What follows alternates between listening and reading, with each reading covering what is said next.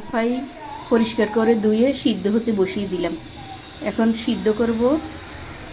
পরিমাণ মতো একটু লবণ, সামান্য হলুদ দিয়ে জলপাইগুলো সিদ্ধ করে নিব।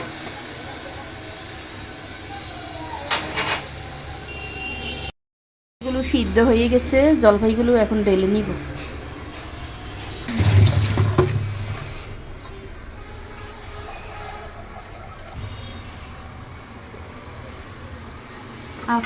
আচারের জন্য মশলাগুলো এক এক করে শুকনো খোলায় ঢেলে নিচ্ছি।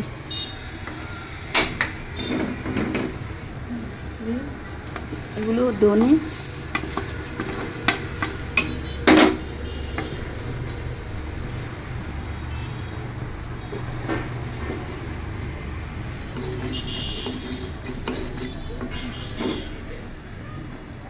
এখানে একটু জিরে গুঁড়ি দিয়ে দিচ্ছি, সাথে 5 ফোড়ন।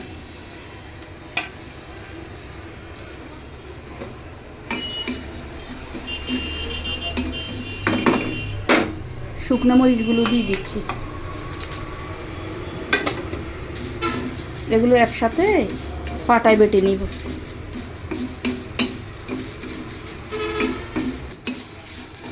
আমার মশলাগুলো হয়ে গেছে, এখন পাটায় বেটে নিব। পানি দেওয়া যাবে না, একটু সিরকা দিয়ে আদা রসুনটা ব্লেন্ড করে নিব,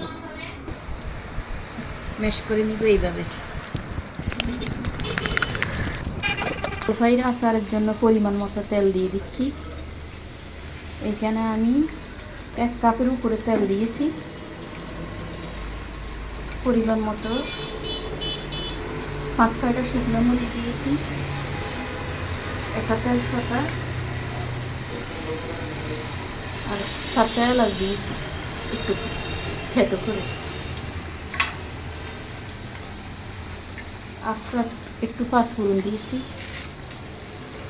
আদা রসুনগুলোতে পানি দেই নেই, একটু সিরকা দিয়ে পেস্ট করে নিয়েছি, এটা 1 চামচ দিয়ে দিয়েছি। পরিমাণ মতো লবণ আর একটু হলুদ আর একটু মরিচ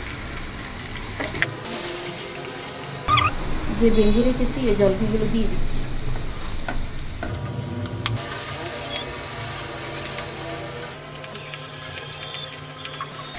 এখানে আমি 1.5 কেজি জলপাই ম্যাশ করে নিয়েছি।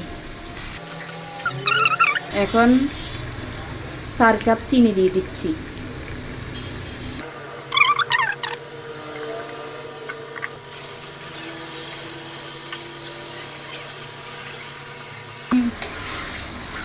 চিনিগুলো দেওয়ার পরে অনেকটা পানি ছাড়বে জলপাই থেকে, এটা আস্তে আস্তে শুকাবে আর আচারটা হতে থাকবে।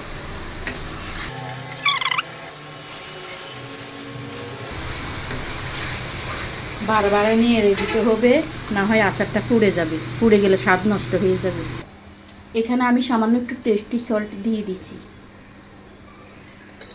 আর সামান্য একটু বিট লবণ দিয়ে দিচ্ছি, এতে আচারের স্বাদ দ্বিগুণ বেড়ে যাবে। আমি যে ব্লেন্ড করে রেখেছি মশলাগুলো, এগুলো আমি দিয়ে দিচ্ছি 1 চামচ করে নিয়ে।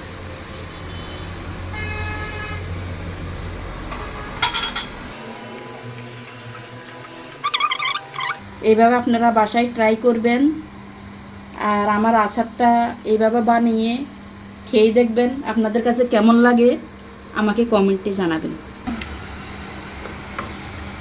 আমার আচারটা হয়ে গেছে। আল্লাহ হাফেজ।